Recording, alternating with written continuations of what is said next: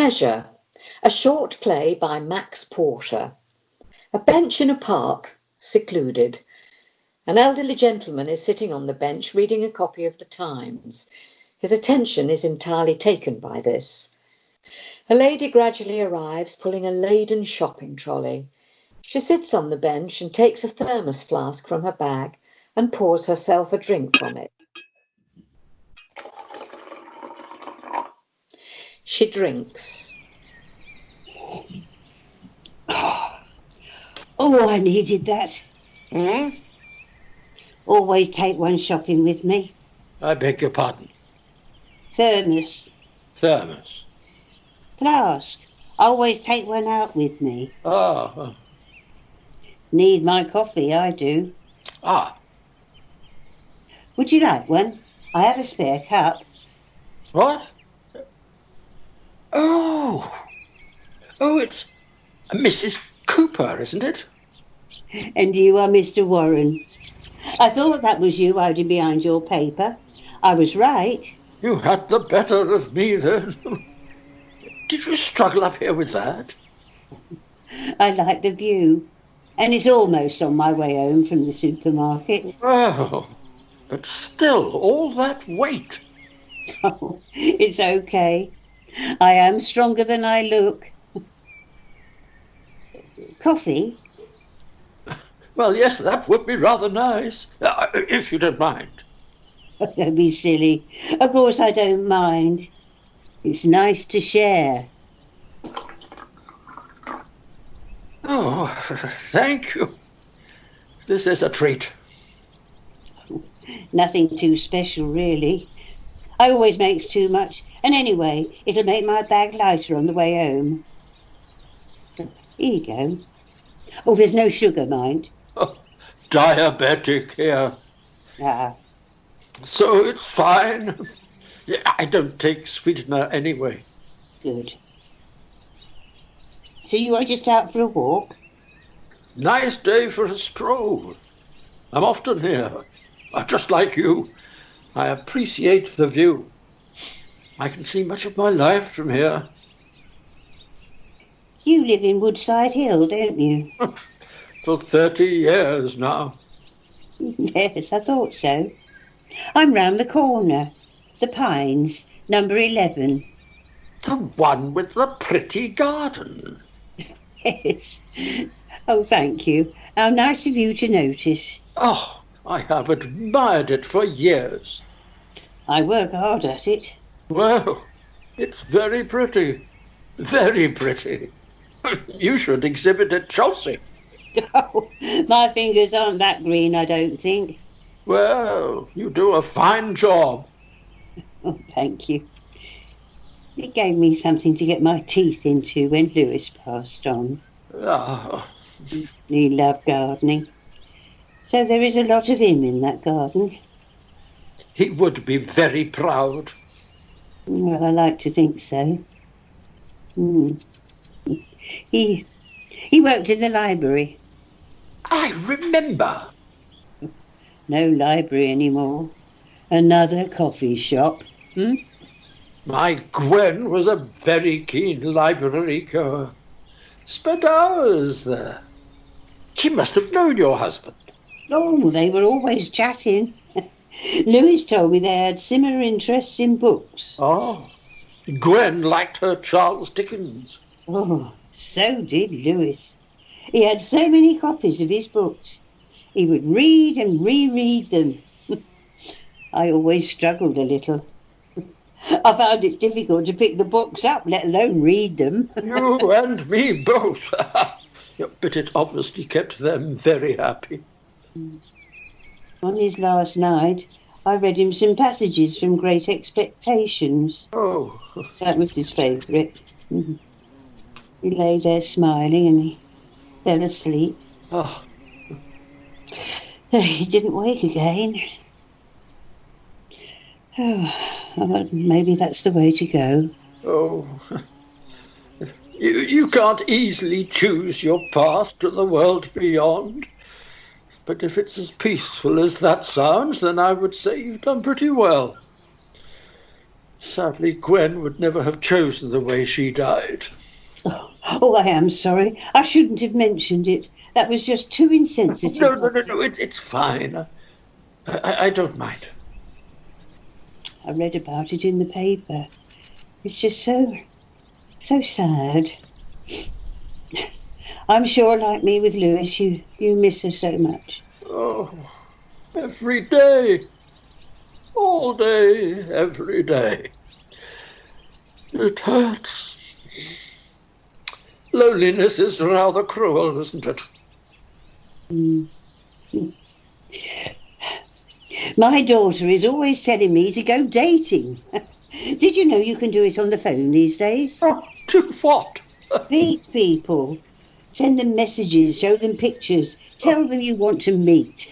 I mean, I ask you, what will they think of next? Bit of a Luddite, me. Well, no technology. My son insists I carry a phone with me for emergencies. Then he has a go at me when he can't get through on it. I don't turn it on, that's why.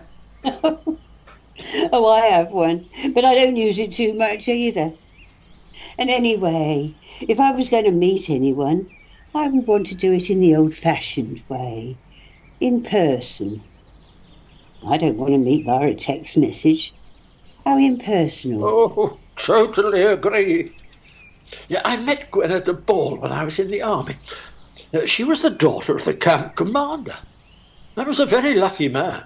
Oh, so was she. An elegant man like yourself. Oh, you are too kind. There are not enough gentlemen in the world these days. You are one of a dying breed. Oh, no, sorry. Oh, that all came out the wrong way. I mean to say... There's nothing to apologise for. No, I know what you mean. And I am very flattered. Well, so long as you don't blame a silly old woman for getting things mixed up. Charming, not silly. And you are certainly not old. Well... Some more coffee? Oh, please. You see the big house in the distance? The Grange? Yes. Well, of course you will know it. Oh, I've never been in it. Oh, conference centre or something now. Private house many years ago. What a place to live. Indeed.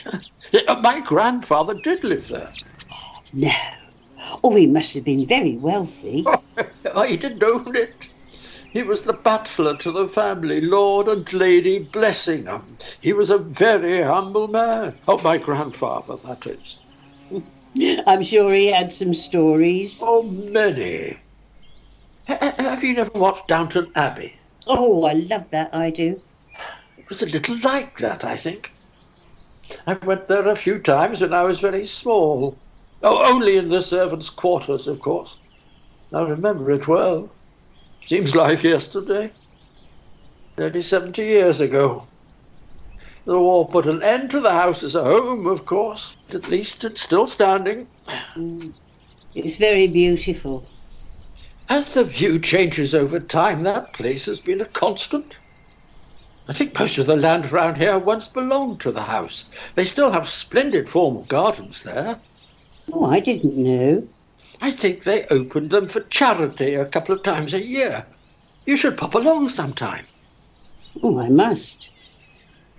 Oh, I really have to make the effort to get out sometimes. I think I would spend most of my time indoors if I could. It took a supreme effort to come out here today. Well, you mustn't stay indoors.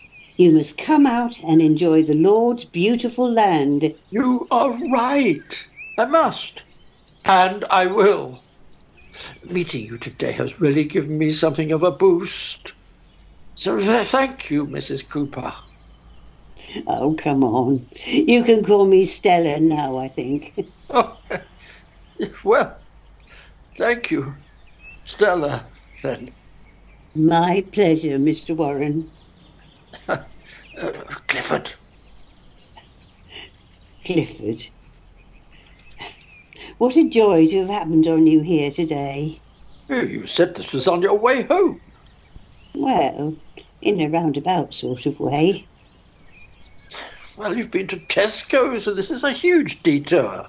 I said I like the view. Oh, I'm not at all sure you just happened on this bench today. No. Maybe you are right. I know you come up here from time to time, and I saw you when you were making your way up here earlier. I've wanted to say hello so many times since you lost your wife. You looked so low. So, I said to myself, Stella, go and cheer that kind gentleman up. So, that's what I decided. Well, you are a cheeky one. You have succeeded in your mission. Oh, good. I am so glad. Well, thank you. Look, I have something to ask you. Please, you must say no if you wish. I mentioned the Chelsea Flower Show earlier. Have you ever been to it? Oh, no. Such a grand occasion and so beautiful, but no, I've never been. I go every year. Last few years has been alone and it's just not the same. Would you do me the pleasure of coming with me this year? To London? Yes. My treat, and I won't have another word said about that. My treat. My pleasure. A real pleasure. Oh, that would be lovely, Clifford. I would be so honoured. Oh, good. I will get the tickets and let you know when. We can easily take the train. I don't drive up to town. Oh, me. I am so pleased that I followed you today. As am I. You can see if your garden is up to standard. Oh, I don't think they'll have much to worry about. Well, this has turned out to be rather a good day, hasn't it, Stella? It has, Clifford. It certainly has. As they look ahead into the distance, their hands meet in the gap between them, and they hold each other's hands. They don't look down or at each other, just ahead, content. It's never too late to be a belle. Experience counts a lot, you know, and it's never too late to fall in. Never too late to fall in. Never too late to